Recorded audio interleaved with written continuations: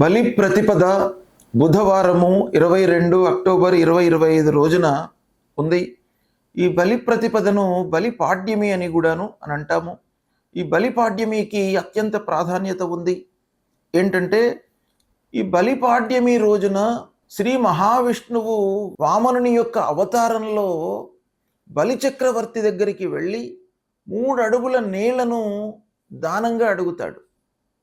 అప్పుడు ఆ బలి చక్రవర్తి సాక్షాత్తు మహావిష్ణువే నన్ను అడుగుతూ ఉన్నాడు దాన రూపంలో 3 అడుగుల నేల గనక తప్పకుండా ఇవ్వాలి అనేటువంటి ఒక నిర్ణయానికి వచ్చి 3 అడుగుల నేలను ఇస్తాడు. అందులో 3వ అడుగు వేయడం అనేటువంటిది ఆ బలి చక్రవర్తి యొక్క తలపీదనే వేస్తాడు గనక పాతాళంలోకి అణగదొక్కినటువంటి ఈ రోజు బలిపాడ్యమి కనుక ఈ బలిపాడ్యమి రోజున బలి చక్రవర్తిని పూజించడము, తర్వాత శ్రీకృష్ణ భగవానుడు గోవర్ధనగిరిని ఎత్తినటువంటి దినం కూడాను.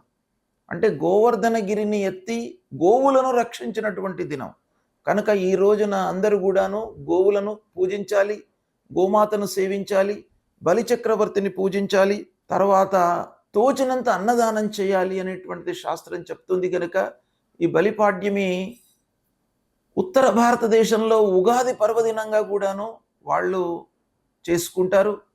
కనుక ఈరోజు 3:30 ముహూర్తం అని కూడా అంటారు. కనుక అందరూ కూడాను ఈ రోజును శుక్ల ప్రతిపద రోజున అందరూ కొత్త పనులు ప్రారంభించడానికి చాలా అనువైనటువంటి దినంగా పరిగణిస్తాము.